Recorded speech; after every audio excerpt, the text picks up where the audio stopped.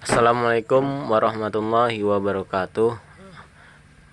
Perkenalkan, nama saya Ahmad Khairul Umam, NIM 520353001, Program Studi Teknik Elektro, kelas TEA 2020.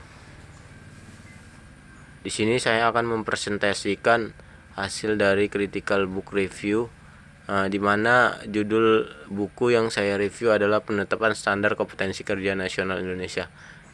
Baik, kita langsung aja ya presentasinya. Baik, yang pertama, identitas buku.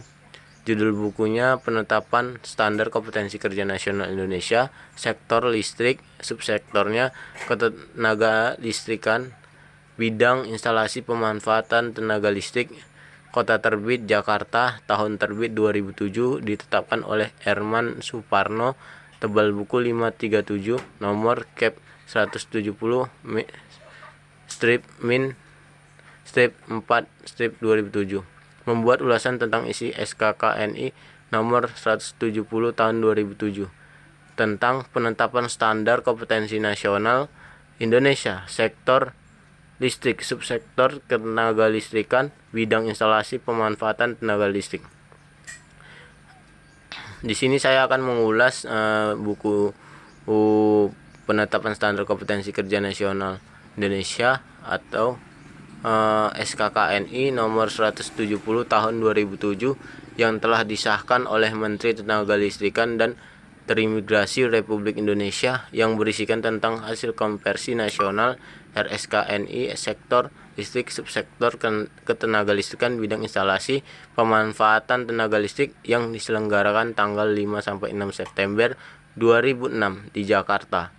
Pada bab 1 yang berisi latar belakang, tidak dapat disanggah lagi bahwa listrik adalah bentuk energi yang saat ini merupakan penyandang kehidupan masyarakat yang sangat berarti baik dalam aspek untuk menunjang produktivitas maupun yang berkaitan dengan unsur-unsur lain yang terkait dengan kualitas kehidupan seperti kenyamanan dan kemampuan untuk mengembangkan diri.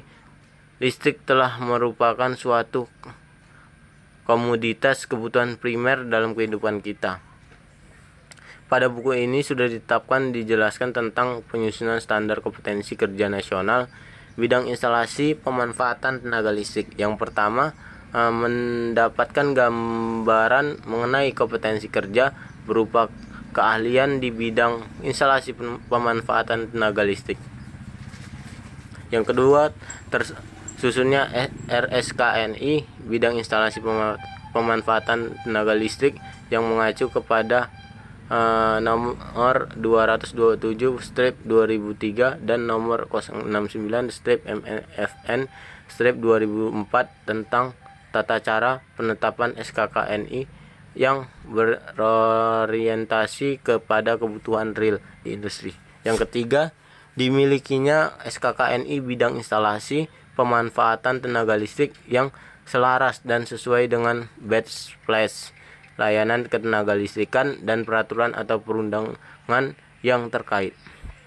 Selanjutnya, pada bab 2, buku ini menjelaskan tentang standar kompetensi kerja nasional Indonesia bidang instalasi pemanfaatan tenaga listrik yang berisikan tentang salah satu subsistem dalam sistem kelistrikan nasional adalah subsistem instalasi pemanfaatan tenaga listrik, merupakan instalasi penggunaan tenaga listrik dimulai alat ukur listrik atau meteran atau kWh meter sampai kepada alat hubung atau titik beban yang berada di konsumen.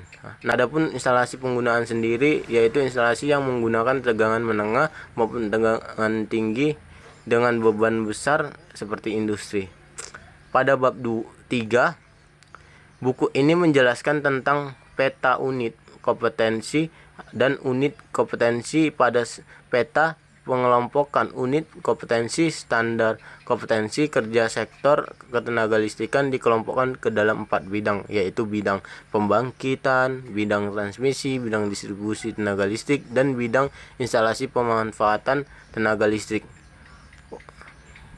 Untuk bidang instalasi tenaga listrik dikelompokkan ke dalam 5 sub bidang. Yang pertama, sub bidang perencanaan, yang kedua subbidang konstruksi, yang ketiga subbidang inspeksi, yang keempat subbidang operasi, yang kelima subbidang pemeliharaan.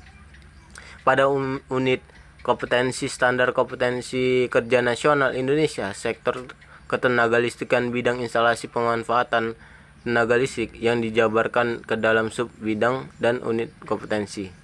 Baik, selain itu adapun kelemahan dan kelebihan isi buku SKKNI ini,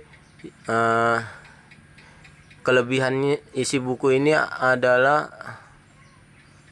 yang sangat mudah dipahami dalam penjelasan isi buku bagi pembaca dan sistematis dalam penulisan, disusun secara baik dan teratur. Buku ini juga memiliki penjelasan yang sangat jelas di setiap subbabnya. Adapun kelemahan isi buku ini memiliki kelemahan penjelasan yang terlalu banyak pada deskripsi unit dalam bentuk kolom sehingga sangat menyulitkan pembaca untuk lebih memahami isinya dan tidak dinyatakan tanda pengenal penulis serta ISBN. Terima kasih. Mungkin sampai di sini saja presentasi review buku yang berjudul Penetapan Standar Kompetensi Kerja Nasional Indonesia. Apabila ada kata dan perbuatan yang saya ucapkan, saya mohon maaf. Saya akhiri. Assalamualaikum warahmatullahi wabarakatuh.